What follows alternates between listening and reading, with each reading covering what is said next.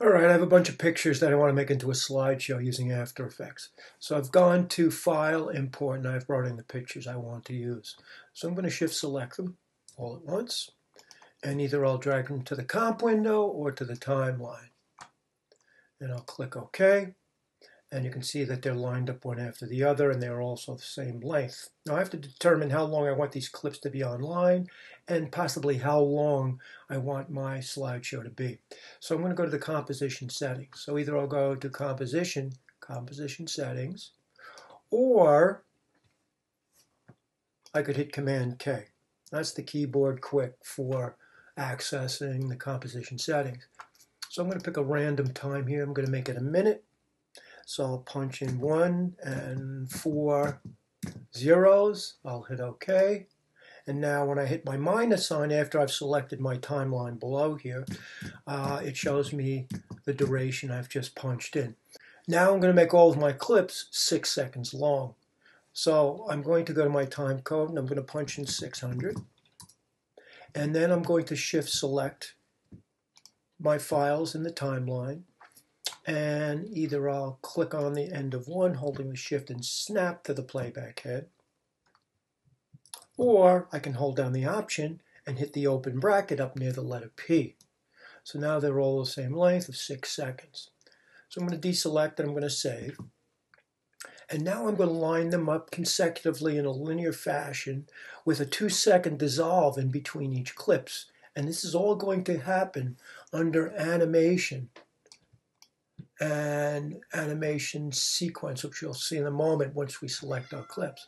So I'm going to shift select from top to bottom, and I'm going to go to animation, keyframe assistant, and I'm going to choose sequence layers. Now in here, because I want to transition in between each of them, I need to overlap them. So I'm going to click on overlap. Then I'm going to choose 2 seconds as the amount of overlap that each clip will have. So I'm going to put in 200. And down here where it says transition, I'm going to click on that.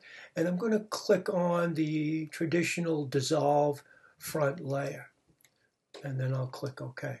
So now they're all consecutively lined up. So if I was to put my playback head at the beginning, if I was to just drag through, I can see my images changing.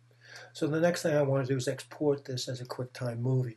So I'm going to put the playback head at the end of the last clip, and I'm going to take my render area bar and I'm going to snap it to the end of the very last clip. I'll put my playback head at the beginning of the timeline, tap my space bar to preview. And if all goes as I want, I'll export this. So this looks pretty good, pretty much what I want, simple slideshow. I'm going to stop my movie, I'm going to hit Command S to save, and then I'm going to go to Composition, Add to Render Queue. So this is where you determine the compression codec you want. So the first thing I'm going to do is go down to Output 2. I'm going to click on Image, and I'm going to name it Slideshow. And I'm going to put this in my folder. And then I'm going to click on the word lossless. And from here, I'm going to leave it as QuickTime, but over here where it says Format, I'm going to click on that. And from the drop-down menu next to Video Codec Animation, I'm going to choose H.264, and I'm going to click OK. Now, in this case, there may not be audio because it might be a projected piece. I would simply go in, and I would turn off the audio. And I would click OK, and then click on my render button.